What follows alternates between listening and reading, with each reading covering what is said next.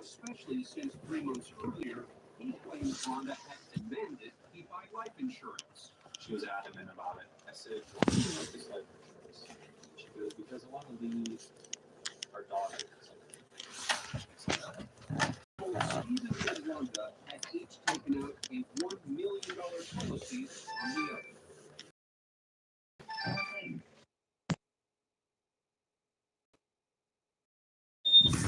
Front door.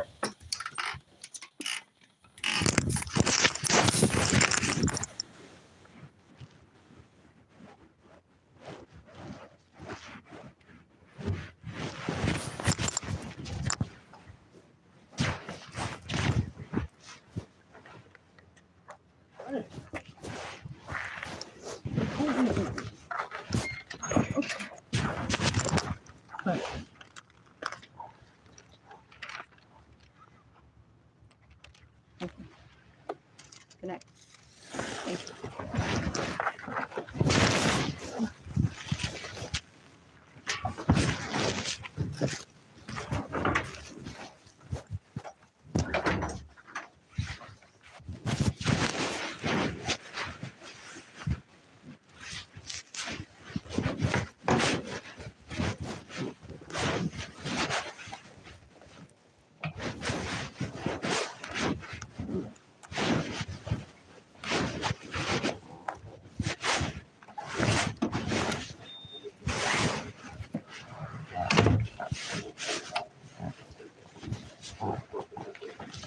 Nichols says Rhonda was depressed and shockingly that she tried to take the unit times before he even met her.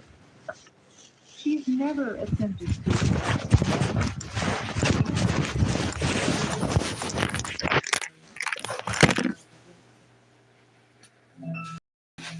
Purdue University Global. Apply now at purdueglobal.edu. And there's more. Nichols claims that Rhonda had long struggled with a serious drug problem. And she's never been off drugs since the age of 12. What kind of? Everything. Alcohol, games, All of them. Marijuana, crystal meth, all of them. Heroin. But Rhonda's autopsy would show that she only had traces of marijuana as well as prescription drugs for anxiety and depression in her system. Jessica Colburn says Rhonda did suffer from postpartum depression. She was in therapy, and that's why she was on prescription medications. Nichols says they didn't linger on the trail for long. And who decides, hey, let's head back? Decided by the weather. It started pouring down rain and thunder came. And so she just started bolting down, like at a full sprint, running down the trail. Now, I've been on that trail. It's a narrow trail. Did you yell at her, hey, we're going to stop, walk? We're walking down. I don't think I screamed anything at her. Nichols says the steep trail is dangerous. I hugged the right wall pretty much on the way down. This is cascading rain. Like you can actually just see the water flowing down the trail. And so, take me to the time of the fall. What do you remember?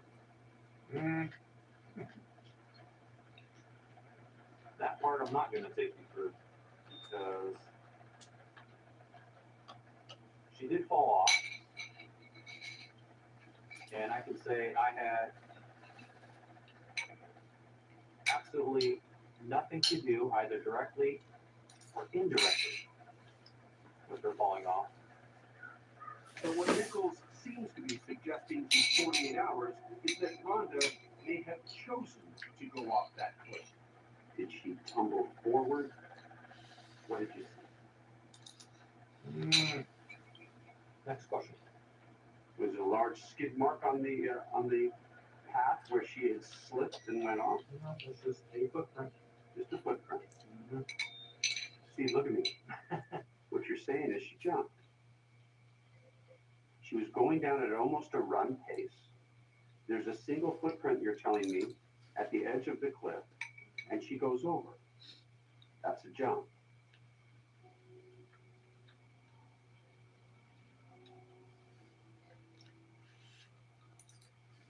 I laid everything out there. People can reach whatever conclusion they want.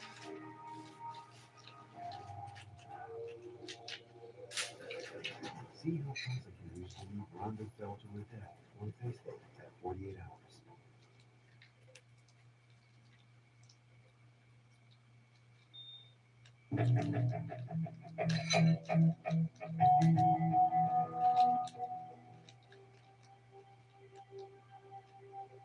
While not saying it in so many words, She did fall off, and I could say I had absolutely nothing to do, either directly or indirectly, with her falling off. Stephen Nichols' mind games There's definitely a lot more to the story, but I'm not going to say it. So managed to drop a bombshell. You've led me down a path to believe this was the truth. And I don't think you can look me in the eye and say, well, Peter, you're wrong. Can you? no, Suggesting that Rhonda Castro chose to jump to her death from Eagle Creek Trail. what was her point in going up there? I would say this. She knew she wasn't living past the age of 25. She knew that for a reason. She just wasn't a happy person. And she thought that having our daughter would bring her happiness, and it didn't. She had a 9-month-old baby at home that she loved dearly, and she loved her family.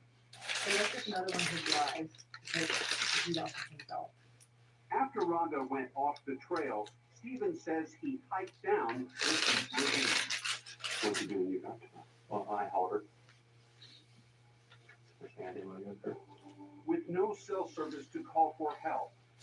Nichols says he made his way back to the trailhead and dialed 911. The police never once asked me if it was a suicide. They never even brought up suicide. I just answered the questions that they asked. Why didn't you tell them back in the day that suicide was something that you made a difference? Nichols may have had a million reasons to keep suicide a secret. But the suicide